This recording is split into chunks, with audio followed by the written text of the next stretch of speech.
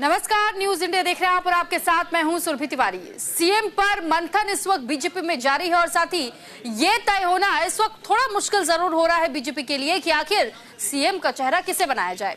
दिल्ली चुनाव में बीजेपी की प्रचंड जीत के बाद मुख्यमंत्री आतिशी ने इस्तीफा दे दिया। जीत के बाद अब बीजेपी आगे की रणनीति पर काम कर रही है। अब बैठकों का दौर भी एक और चल रहा है, विधायकों से राय भी ली जा रही है, लेकिन अंतिम फैसला आलाकमान को ही लेना है। माना तो यह भी जा रहा है कि पीएम मोदी के फ्रांस और अमेरिका दौरे के बाद शपथ ग्रहण समारोह आयोजित हो सकता है।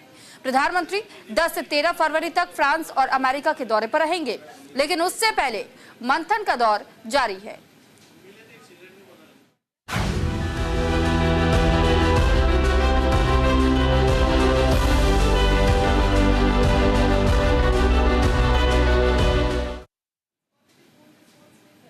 तो देखिए, बीजेपी की ऐतिहासिक जीत में ऐसे तो कई मुद्दे ने काम किया है, लेकिन इस बीच कुछ ऐसे फैक्टर्स भी हैं जिन पर आपको ध्यान देने की जरूरत है और ये फैक्टर है एम फैक्टर।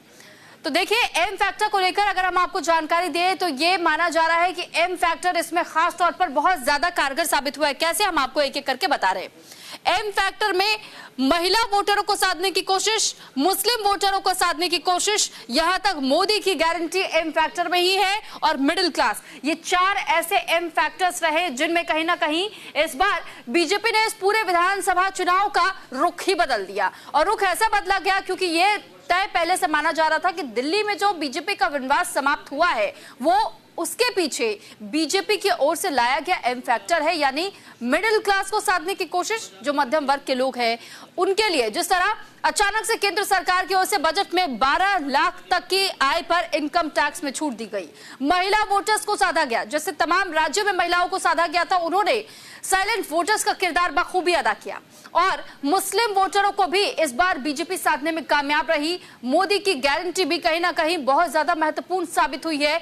लोगों ने मोदी के चेहरे पर भरोसा जताया।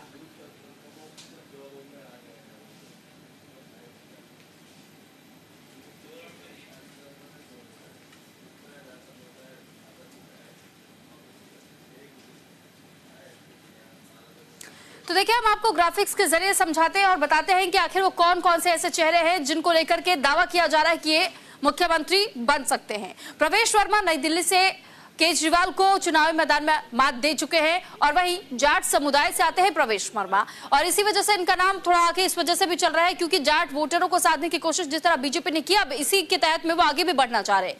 2 बार पश्चिमी दिल्ली से सांसद भी रहे हैं प्रवेश वर्मा, और पिता साहिब सिंह वर्मा सीएम भी रह चुके हैं दिल्ली के। वहीं सीएए के दौरान बयान से चर्चा बटोरी थी प्रवेश वर्मा ने, और साथ ही प्रवेश वर्मा जिस तरह अपने बयानबाजियों के लिए जाने जाते हैं, लेकिन इस बार भी आपने देखा कि किस तरह आम आदमी पार्टी को कई मुद्दों में उन्होंने घेरा और बखूबी अब वो अरविंद केजरीवाल को ही नई दिल्ली सीट से चुनावी मात दे चुके हैं। विश्वविद्यालय के किरोड़ी मल कॉलेज से ग्रेजुएशन प्राप्त किए, और मनजिंदर सिंह सिरसा का अगर हम जिक्र करते हैं तो 2021 में एसएडी से बीजेपी में शामिल हुए थे। दिल्ली गुरुद्वारा कमेटी के प्रमुख रहे हैं मनजिंदर सिंह सिरसा। कहीं ना कहीं इस बार हम ये समझ सकते हैं कि सिख समुदाय को भी साधने की कोशिश में बीजेपी इस वक्त जुटी हुई है। बीजेपी में सिख नेता के तौर पर मनजिंदर सिंह सिरसा की अपनी एक अलग पहचान है, और इसी के लिए ये माना जा रहा है कि पंजाब को साधने की कोशिश इस बार यहीं से की जा सकेगी। इसके बाद नाम आता है मनोज तिवारी का। मनोज तिवारी का नाम इस वजह से भी इस लिस्ट में शामिल किया गया क्योंकि नॉर्थ ईस्ट दिल्ली से अब तक के 3 बार के सांसद रहे हैं, और पूर्वांचल के नेता के तौर पर मनोज तिवारी को जाना जाता है।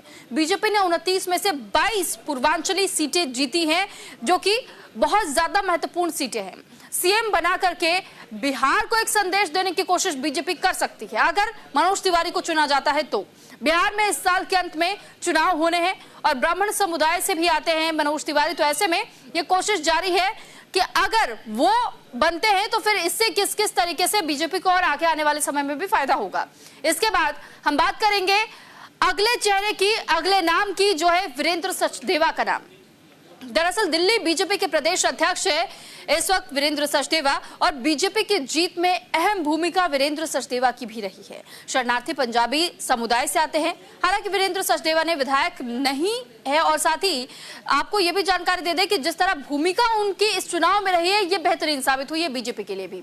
वहीं अगले नाम का अगर हम जिक्र करें तो दुष्यंत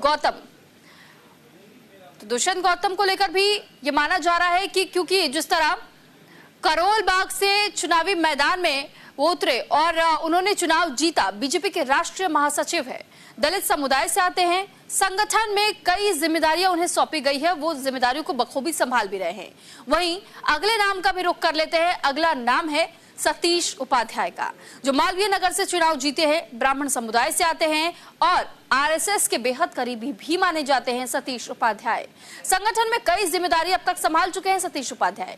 तो ये वो तमाम चर्चित चेहरे हैं जिनके नामों को लेकर के मंथन हो रहा है, चर्चाएं हो रही हैं और उम्मीद यही कि शायद इन्हीं नामों में से किसी एक को मुख्यमंत्री की कमान दी जाए।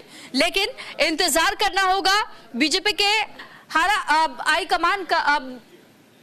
और साथ ही देखिए जिस तरीके से इन दिनों बीजेपी लगातार मंथन कर रही है, ये भी खबर निकलकर सामने आई कि जब प्रधानमंत्री अमेरिका के दौरे से वापस लौटेंगे, इसके बाद ही ये तय होगा कि आखिर बीजेपी की सियासत की इस कुर्सी पर कौन विराजमान होगा मुख्यमंत्री के रूप में।